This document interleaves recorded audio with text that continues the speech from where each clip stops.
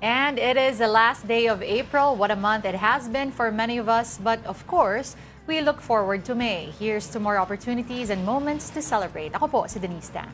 Alright, may your afternoons be bright. Ako naman po si Lord de Vera. I accuse, year 2000, speech ni dating VP Chofisto Gingona laban sa Pangulong Gloria. Pero ang pamagat ay galing sa isang quote mula sa isang French writer na si Émile Zola. Last words naman ni Rizal, consumatum est. Ang quote ginamit dati sa speech ni Senator Ernie Maceda sa kanyang boto laban sa military bases ng Amerika, 1991. Nangyari yan, aba. Ganyan dati ang kalidad ng mga miyembro ng legislatura. Ngayon, sa lahat ng kongresista, nahihirit ng linya, kung hindi kaya ng utak na bumunot mula sa history at literatura, siguro dahil tama ang pelikula at tama ang kinukot na artista. Magpapakyut ka na lang, mali-mali pa. Grabe siya. Bakit? Go. Sige. Hindi pa ako tapos. Oh. Hindi pa nga siya miyembro ng komite, di ba? Dito ka na sa programang Deserve ang iyong acceptable explanation. All right, ito na po ang Afternoon Delight.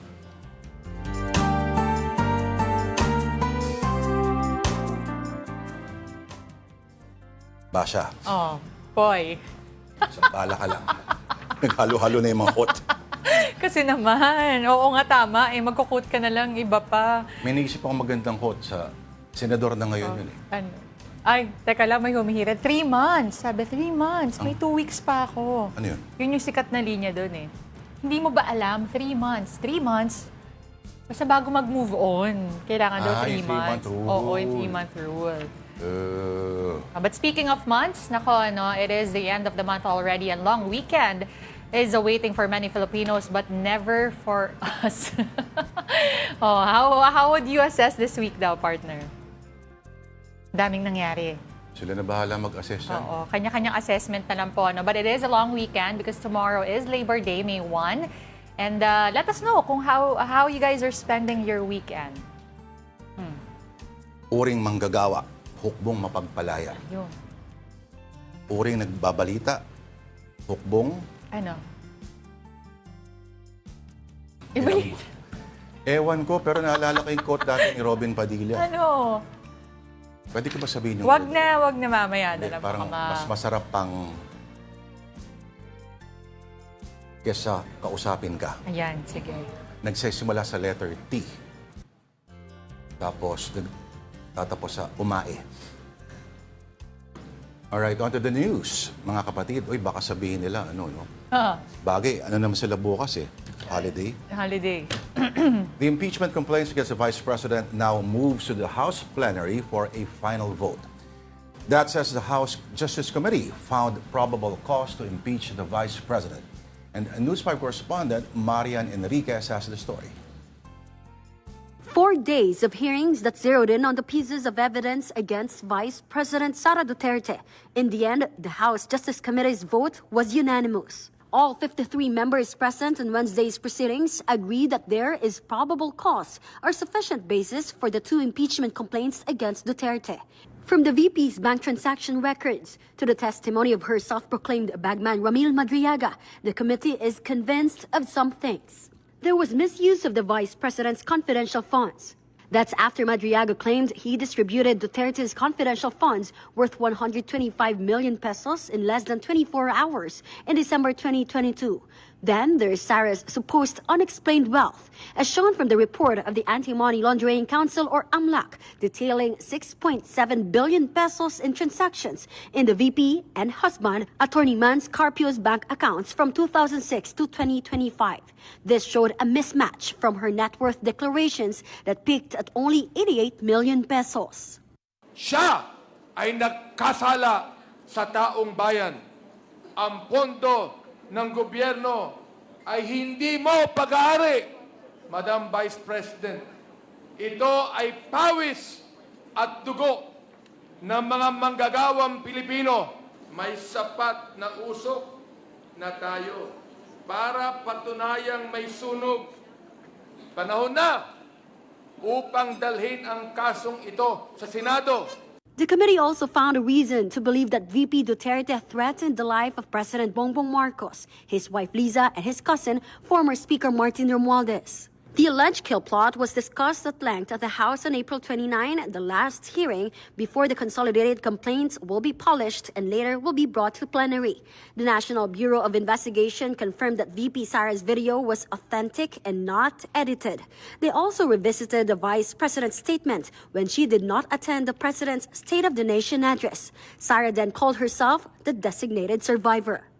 I-ensure po namin na hindi po siya edited or spliced or AI generated, Your Honor. Sa akin po, ito ang pinakamalalang ground for impeachment. Dahil pinakita nito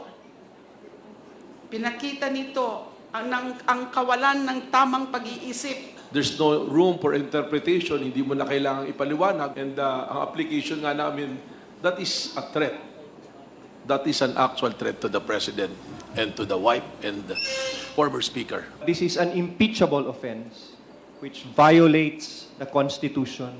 Thus, it is betrayal of public trust.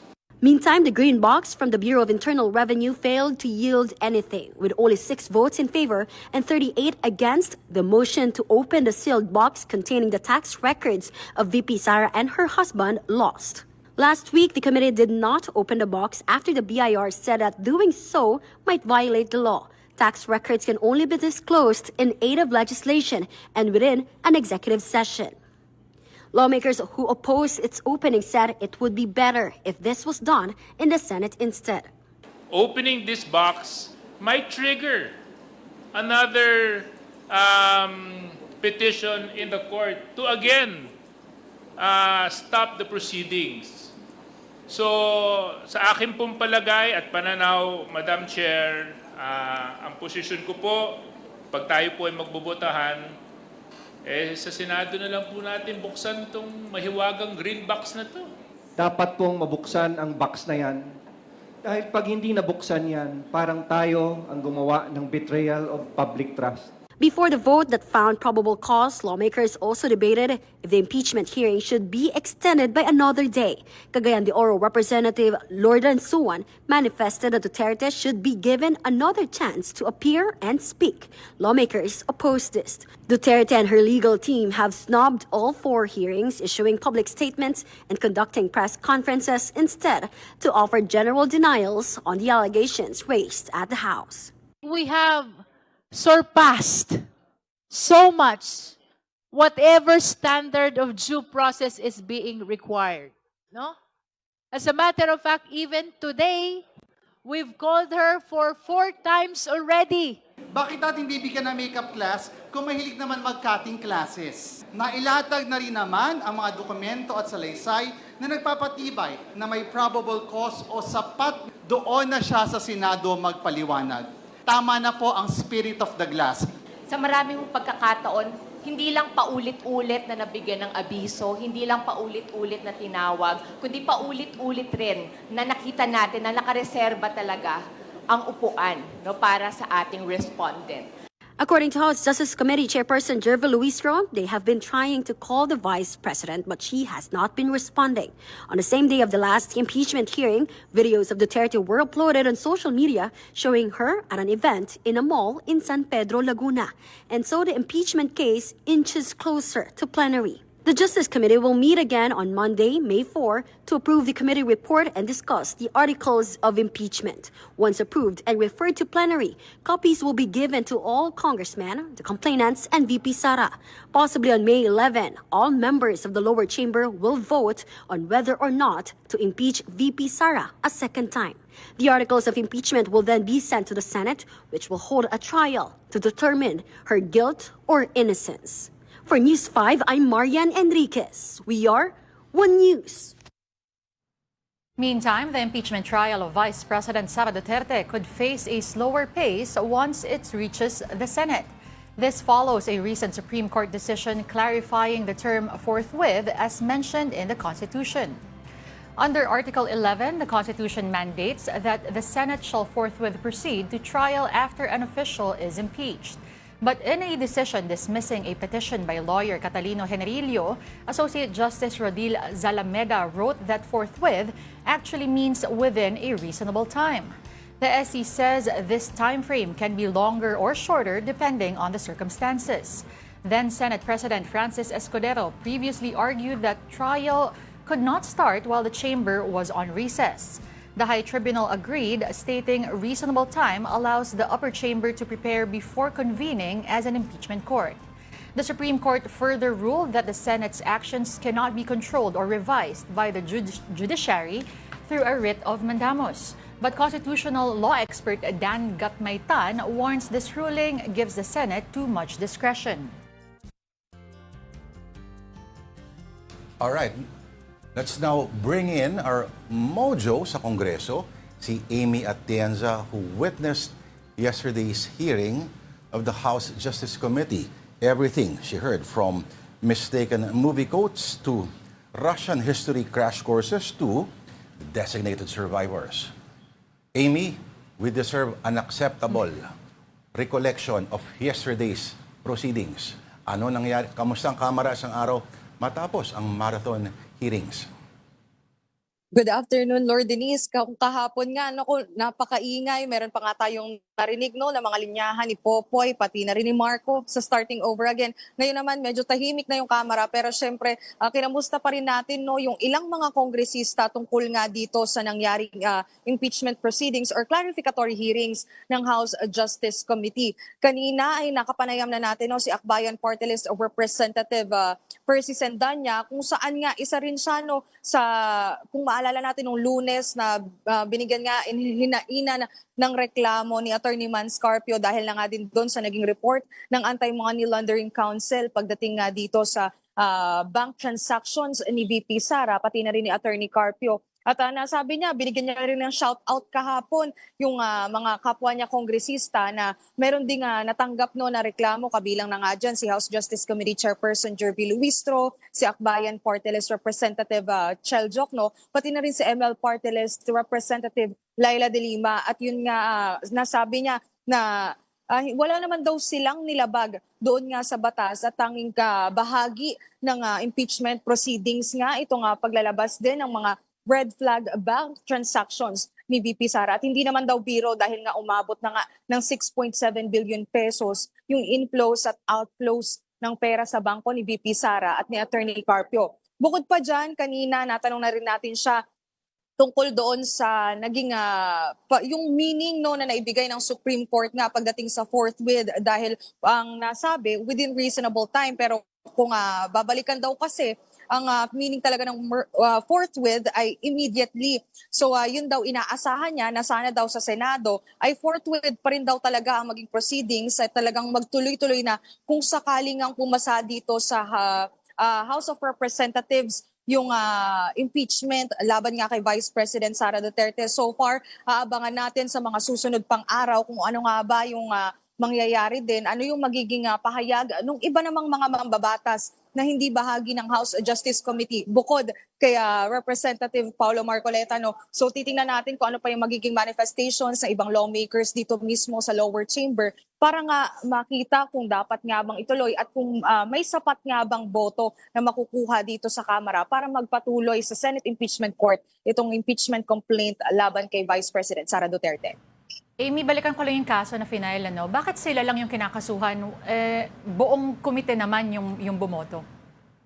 Yan din yung isa sa mga katanungan pa rin ng ilang mga mambabatas dito kasi parang sinabi din nila kahapon doon sa naging hearing na para bang may favoritism daw na nangyari dahil nga ang tinutukoy ay House Justice Committee members. Pero bakit daw apat lang din daw talaga silang binigyan ng reklamo? So titingnan natin kung may magiging sagot ba dyan yung panig naman ni Attorney Man Scarpio. Pero so far, mariin nilang idinidiin na talagang wala naman daw silang nilabag na batas o hindi nila nilabag yung Bank Secrecy Law pati yung Privacy Act para nga doon sa bank transactions ni VP Sara at ni Attorney Man Scarpio. Okay, sa May 4, ano mangyayari? Kasi June, medyo tight ang schedule nila, Kasi after June 5, may Senate adjournment. Ang second regular session na ng Kongreso, July 27 na. I'm sure aabot naman siguro. Yes, actually, ito nga May 4, dahil nga early morning, nasabi rin naman kahapon sa pagdinig na sa May 4, magkikita-kita muli ang House Justice Committee para nga aprubahan itong committee report at narinig na rin natin bago nga magtapos yung hearing mismo ng House Justice Committee na may consolidation na mangyayari doon sa Sabalya et al. Complaint, pati Cabrera complaint. Technically, i-combine na nila ito at titingnan nila yung mga napag-usapan nga din para mas mailatag ng mas maayos sa plenaryo yung mangyayaring impeachment complaint o yung paghahain mismo ng articles of impeachment sa iba pang mga mambabatas dito mismo sa Kongreso. So magkakaroon sila ng meeting dyan, May 4, approval yan. At kanina nung nakausap ko rin at nilinaw natin kay Representative Sendanya, kung magkakaroon ng Special Rules Committee meeting, ay pwede na daw kasing maiangat ito sa plenaryo yung committee report by May 4 din. Pero ang expected nila by May 5 and May 6, dahil may session na rin naman nung mga araw na yon, ay doon nga din mapapag-usapan at matatalakay ng iba pang mga mambabatas dito mismo sa Kongreso. Yung nakapaloob doon sa articles of impeachment or doon sa committee report na kinonsolidate nga nitong House Justice Committee. And hopefully, by May 11, doon na nga magkakaroon ng botohan. Ang ina-expect nila around 106 lang naman, no? And confident naman daw sila na makukuha yung gantong mga numero dahil nga 53 na sila doon sa House Justice Committee na bumoto na may probable cause nga itong impeachment complaint laban kay Vice President Sara Duterte. So technically, may 53 na lang din na kinakailangan para nga mag-push through sa Senate Impeachment Court itong impeachment laban kay Vice President Sara Duterte. Abangan natin yan. May 11 ang tinatarget na araw ng botohan.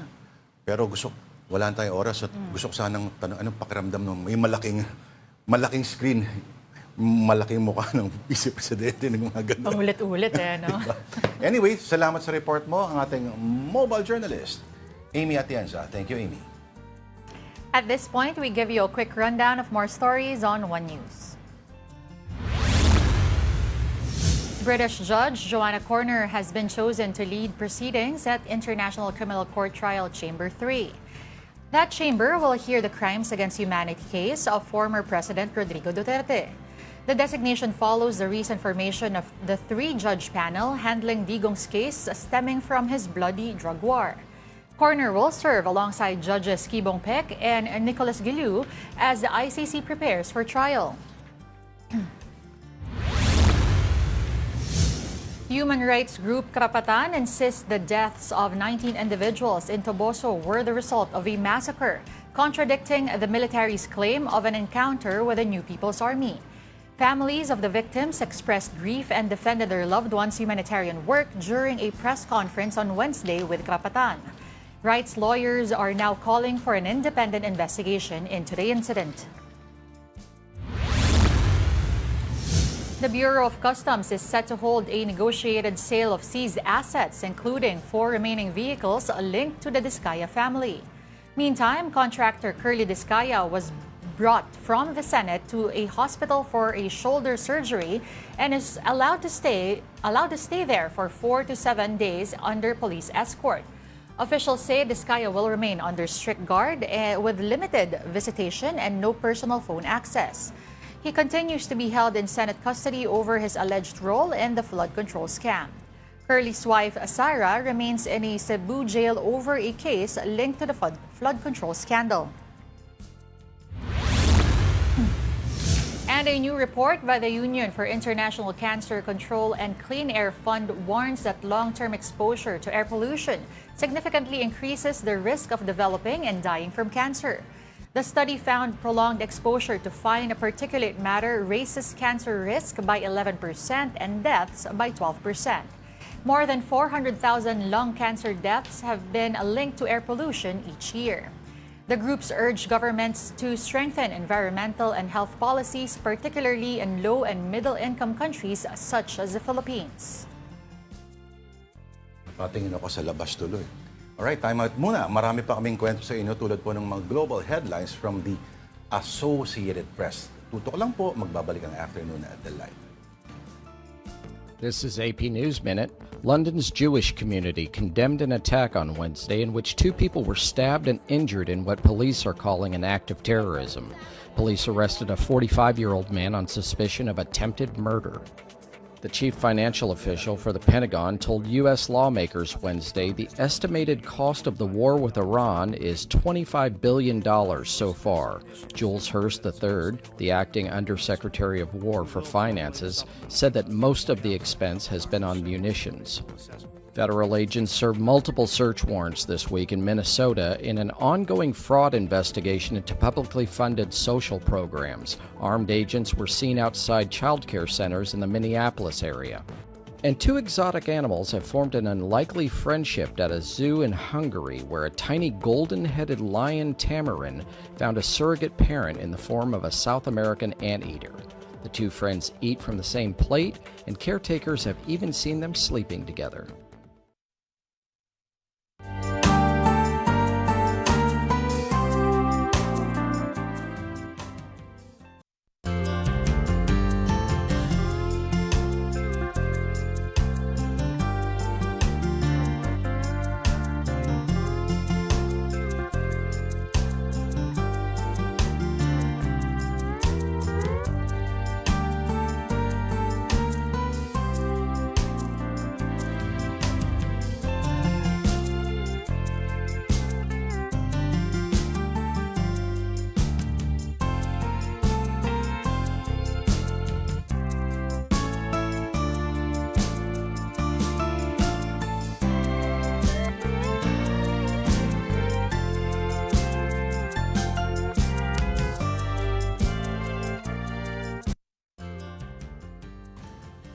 Alright, this is still Afternoon Delight on One News. Ako po si Lord De Vera. At ako naman po si Denise Tan. Magandang hapon pong muli.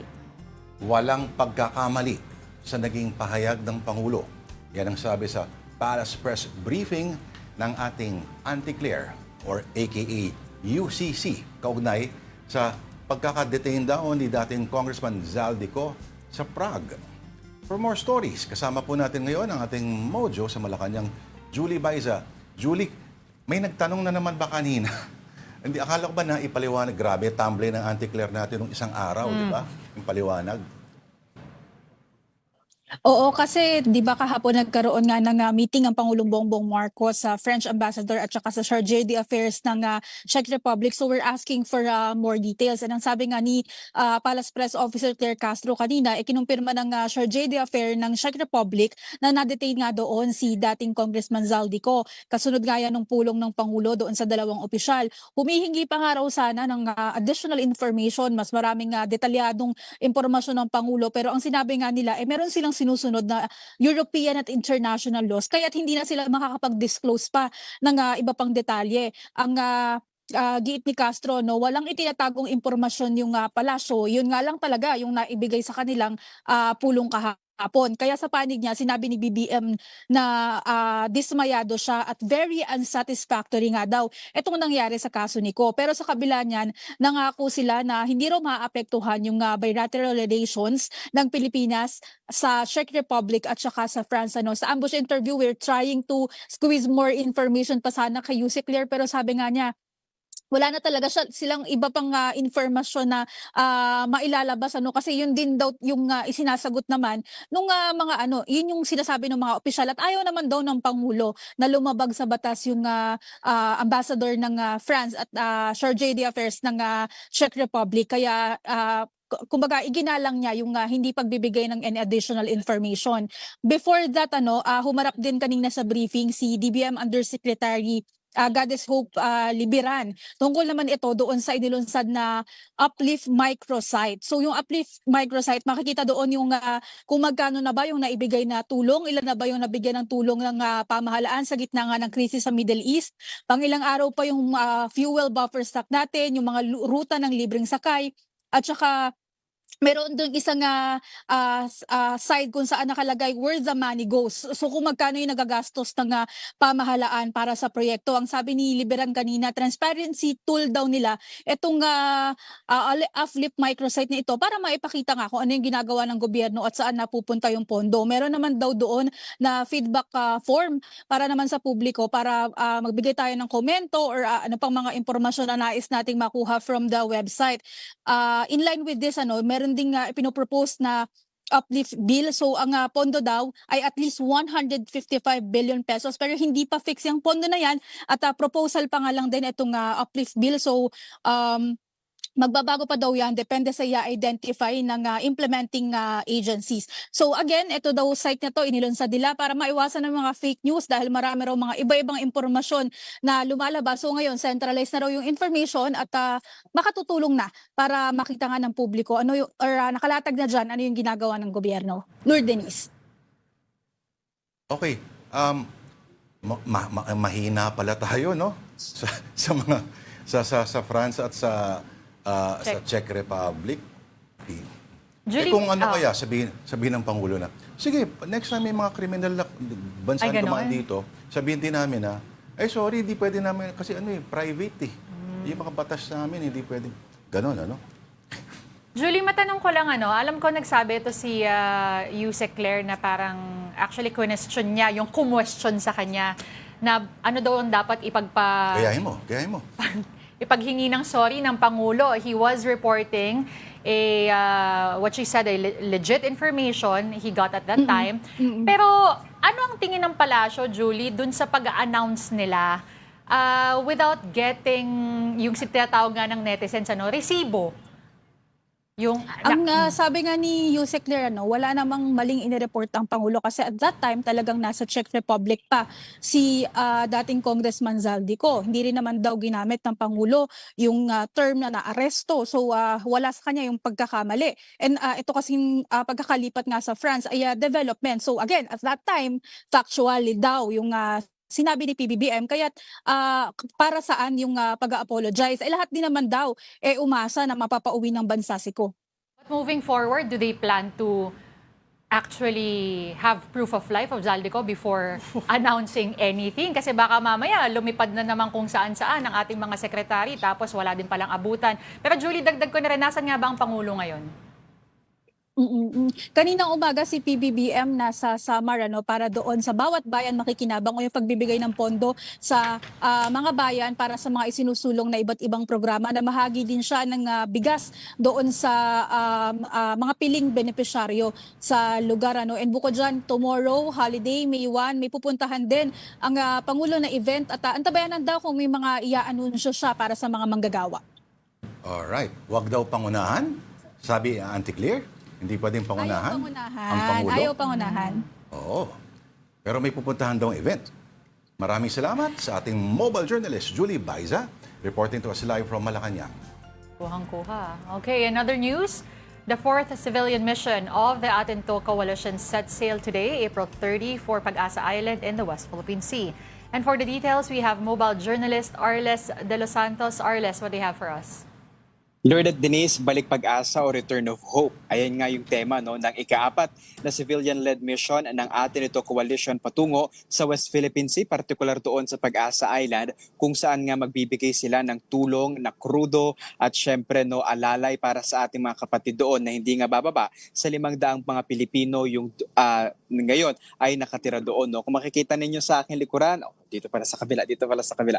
So meron din dito na makikita ninyong jet dahil nakatakda rin na magkaroon ng programa kung saan merong gagawin sila na jet ski patriotic ride flag, kung saan iwawagayway nga ang watawat ni Akbayan Party List Representative Dada Kiram Ismula doon mismo sa Pag-asa Island sa paligid nito para igiit ang soberanya ng Pilipinas. Arles.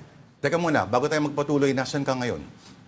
Nandito tayo ngayon, Lord, sa Pier 15 sa Maynila. Naghihintay pa rin tayo na magsimula na ngang lumayag itong MV Kapitan Oka na ating sasakyan patungo ng West Philippine Sea. Manila South Harbor. Tama, Arles?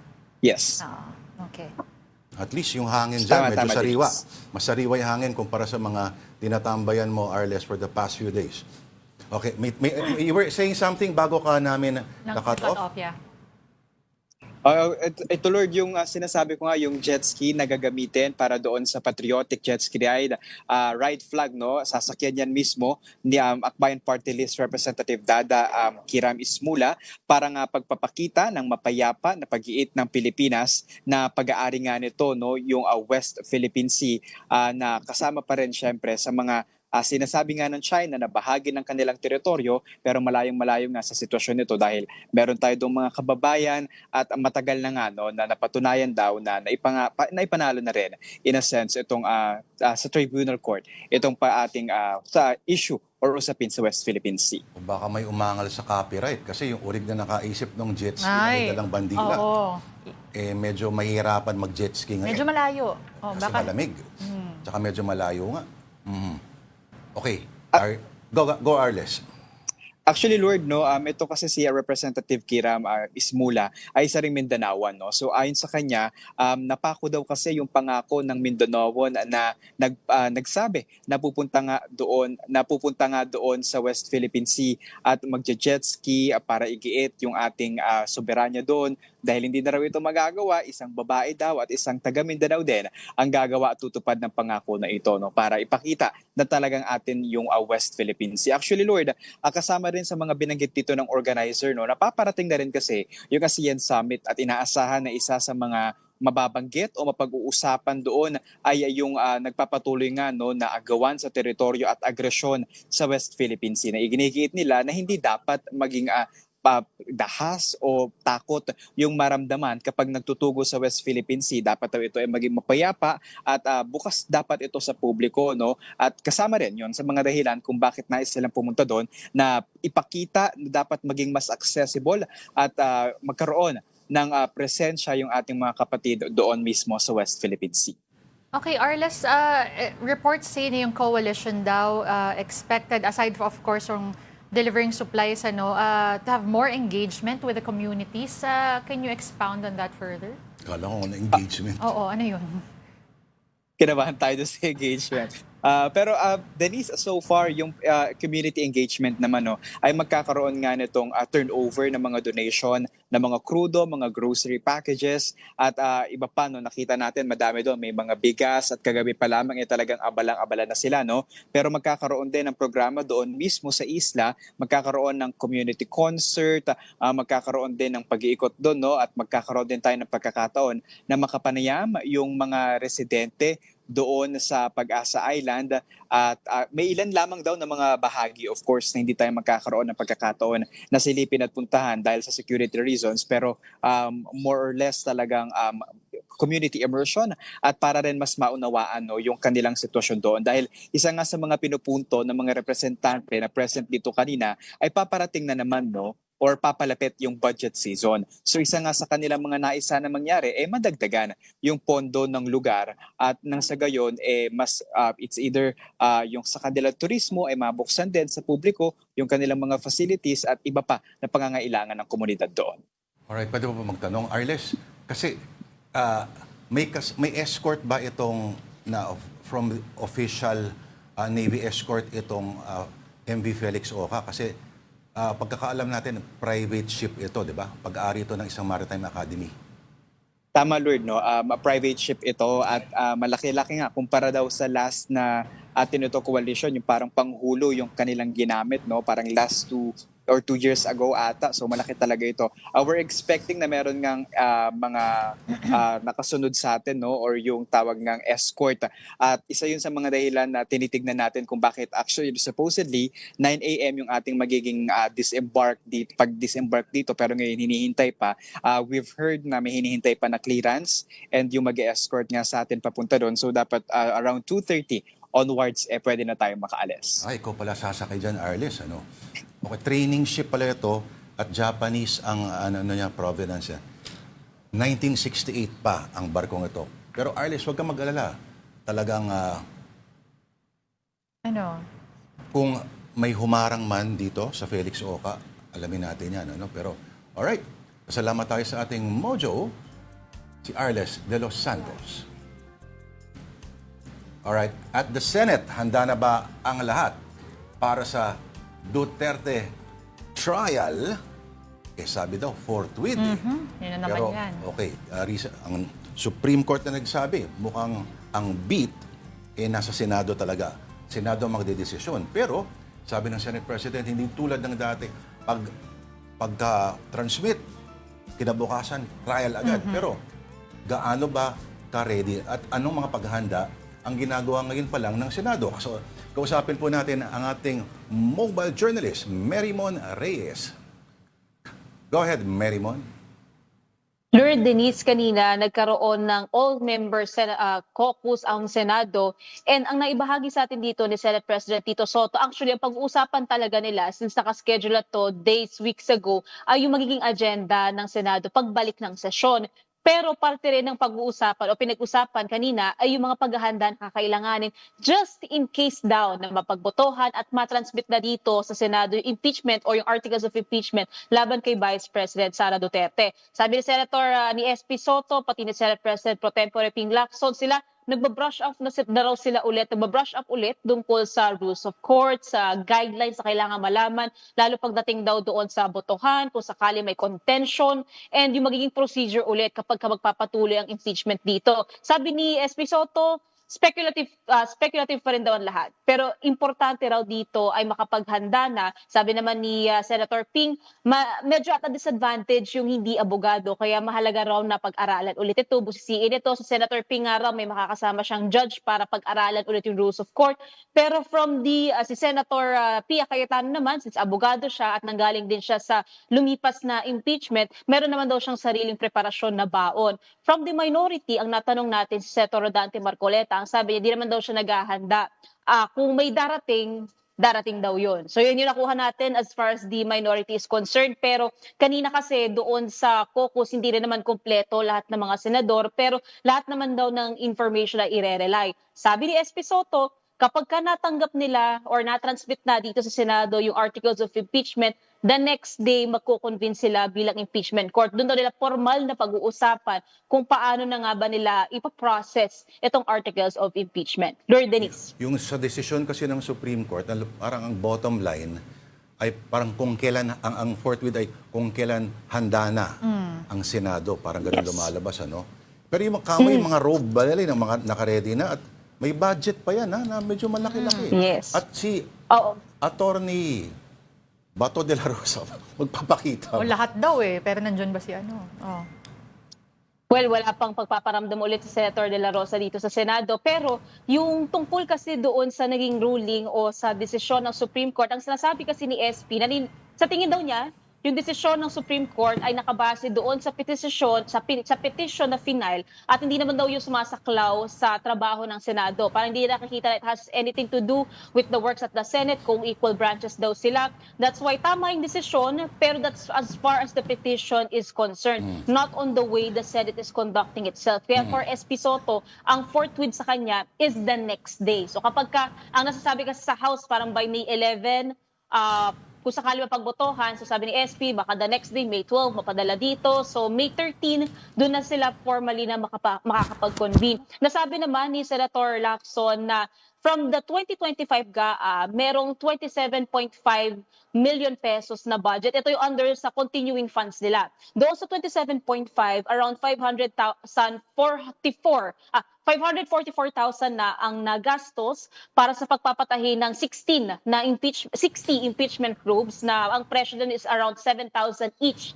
Tapos yung other incidentals daw, kaya pumapatak siya ng 544,000 pesos. Dito, yung iba pang paggagastusan daw, since magiging open daw ito to the public, yung for the security, for the food, and ang sabi ni SP, as much as possible, magiging bukas daw ito sa publiko. Ang weeks ago naman, ang sinasabi rin naman ng Senado dito, may impeachment man daw o wala, parte raw ng trabaho nila na maghanda para daw hindi magkakagulatan. And yung mga robes na natahi last year, yun din naman daw ang gagamitin for this year.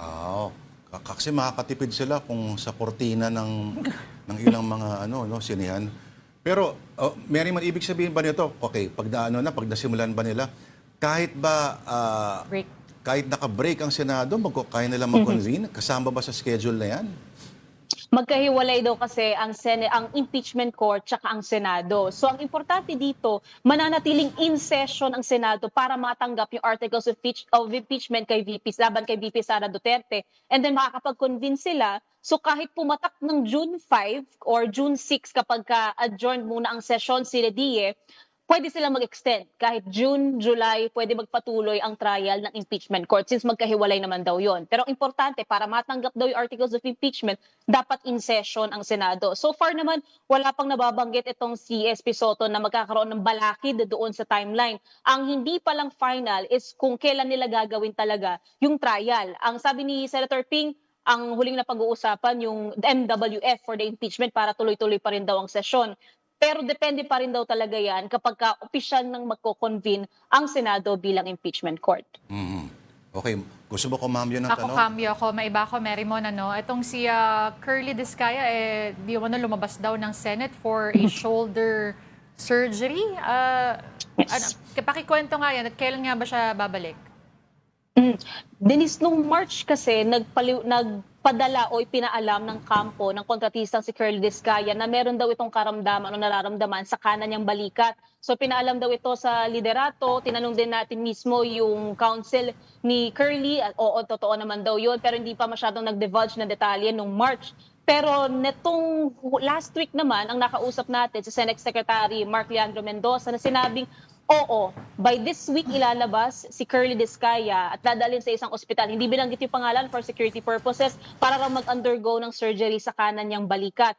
And ito ay kinross-examine din daw ng in-house doctor ng Senado. So ang assurance niya dito, bibigyan lang until 1 week itong si Curly Discaya na manatili sa ospital, pagkatapos yan ay babalik din sa kustodiya o sa detention facility ng Senado. Papayagan lang bumisita sa ospital ang pamilya at abogado ni Curly Discaya, pero limitado lang din ang oras ng pagbisita, bawal din gamitin ang cellphone. So far sa lahat ng mga nasasangkot sa maanumalyang flood control projects, si Curly Discaya na lang ang nananatiling na-contempt at nasa kustodiya ng Senado since September 2025.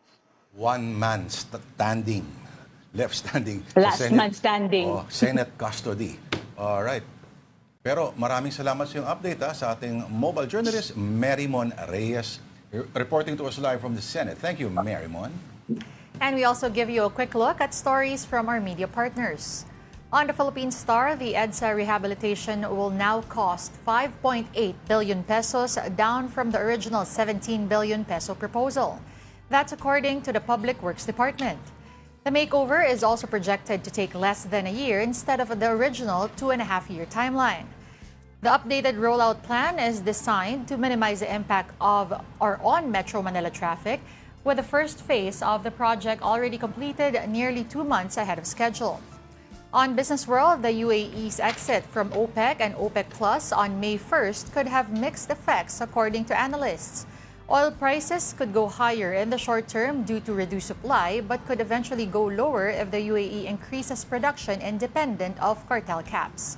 UAE delivered a significant blow to OPEC and its allies as it removes the group's third largest producer from the quota framework.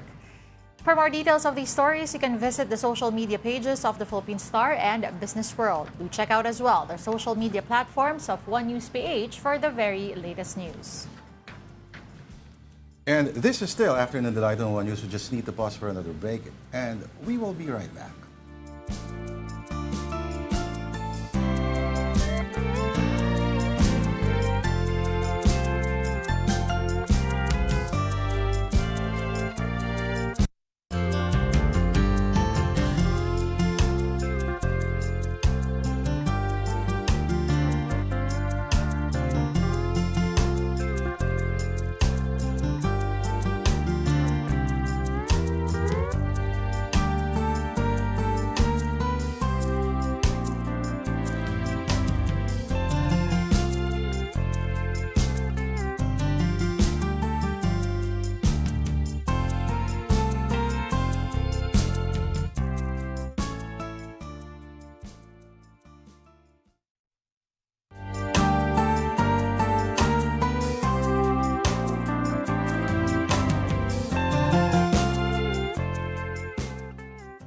Ayun, doon pa rin sila.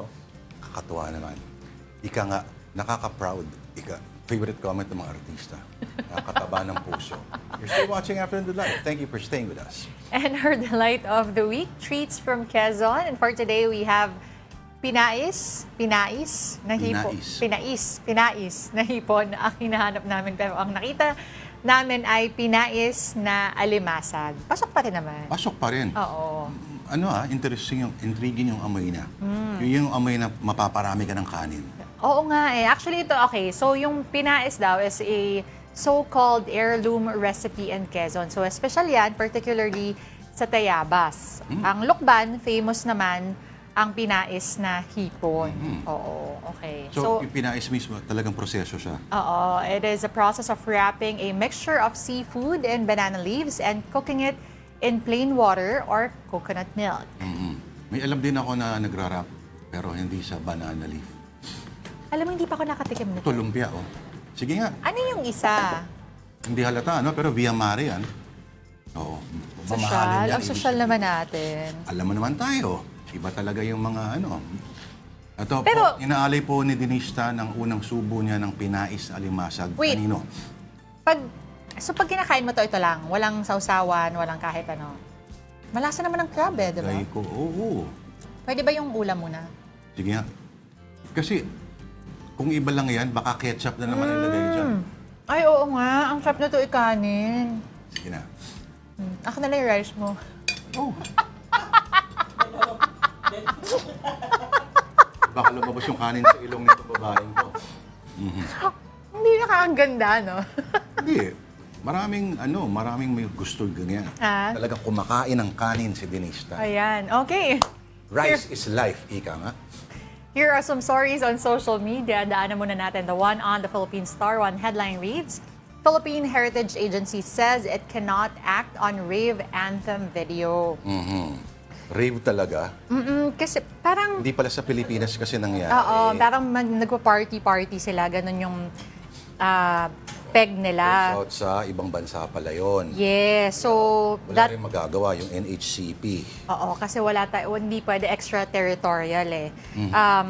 So, So ano ba yung naging version na nadinig doon sa video na yun? parang ano siya eh. Oops. Yes, medyo ganon. Medyo rave siya. Pero yung paalala nga dito is that, nasa ba yun?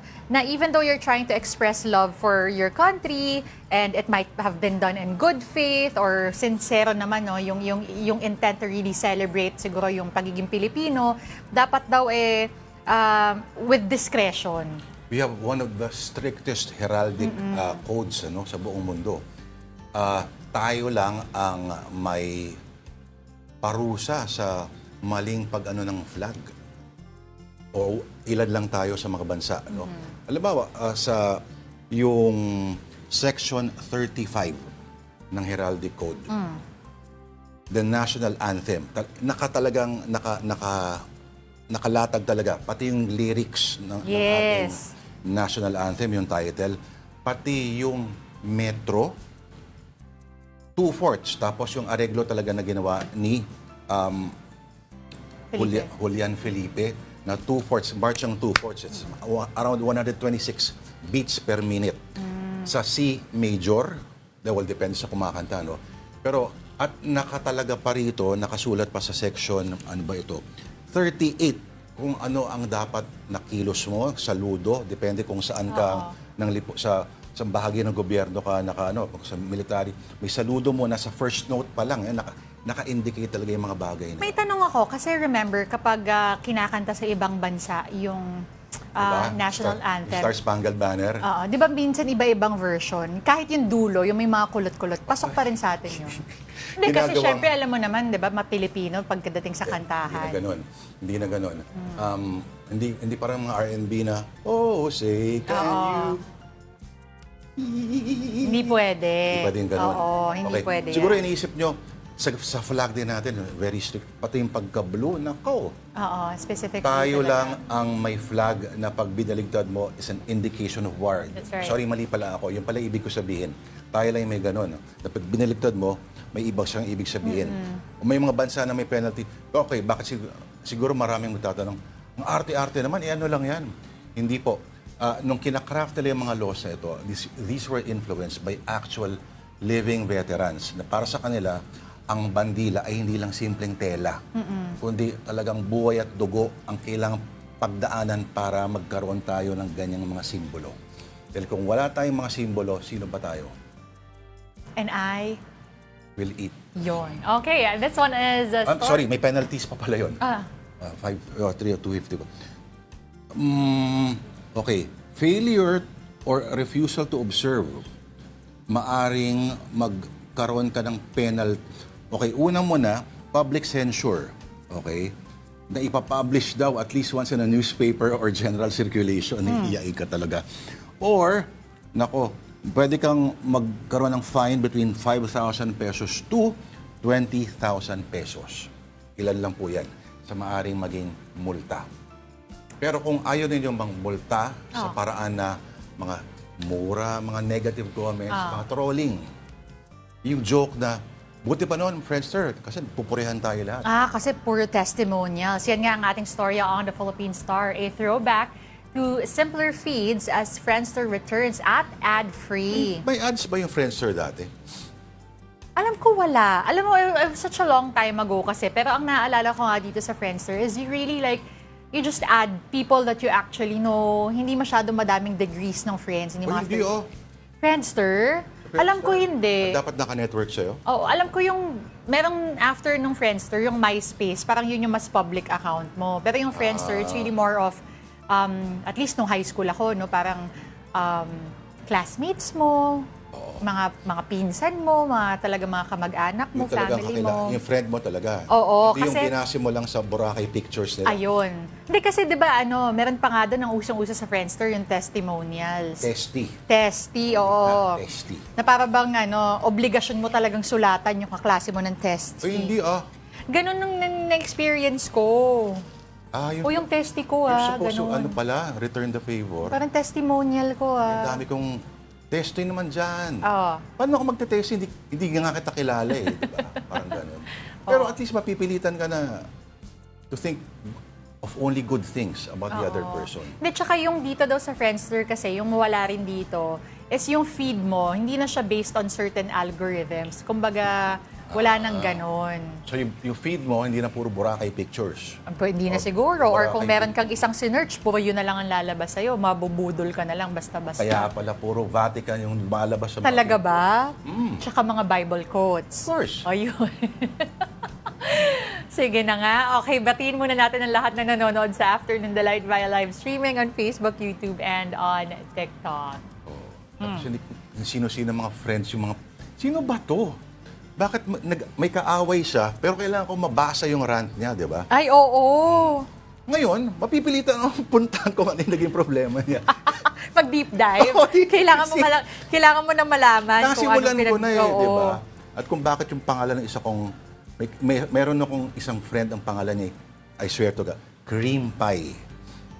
Siguro, may bakery sila may bake shop sila, or siya pastry chef. Mahilig sa dessert. Malamang. Okay. Sige, batiin na natin nanonood si Jinx89. Si Marion Ladja. Marion Ladja. May Facebook friend ko yan. Dapat i-add niya ako sa Friendster pag nagka-Friendster na. Okay. Okay, happy birthday to myself po. Leonard Climaco from Pandi, Bulacan. Happy birthday. Hello, Leonard. Hindi ka na namin babati na happy birthday kasi binati mo na sarili mo. Tita Jane and Tita Rodel. Hello, good afternoon po. Thank you po. Rodel Alcantara, nanonood from El Pueblo, Novaliches. Cardenas, of course. Yes, John Centillieses. Sino John pa? Centillieses. Okay, sino pa ba? Teka lang. Teka muna. Ba't ako sa... tama pala, sa YouTube pala dapat. Sa tatay ko, nasira pa rin ng TV. Ay, baka naman... Bilan mo na! Hindi pala napapaayos na yung mga bagong mga What do you mean? Tatapon na lang natin yan, Dad. Ganon? Oo. Gastos naman. Bibili tatay ko ng bago, tsaka lilibre niya rin ako. Baliktad. Nico Cabales and si Stephen Mendoza nanonood din, as well as Renz Matienzo. Sabi ni Mike Policarpio, Tita D, part ka ba ng last championship ng UST Women's Volleyball Team? Anong payo mo sa step ladder game nila sa Saturday? Nako!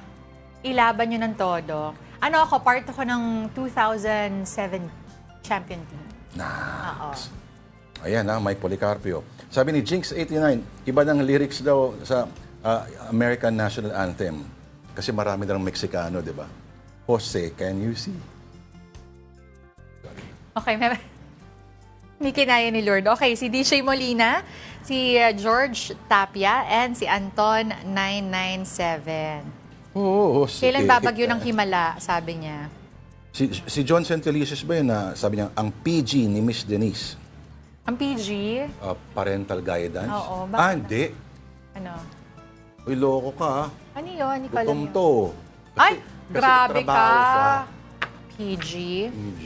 Okay lang yun. You have to, feed your body. Correct. Okay.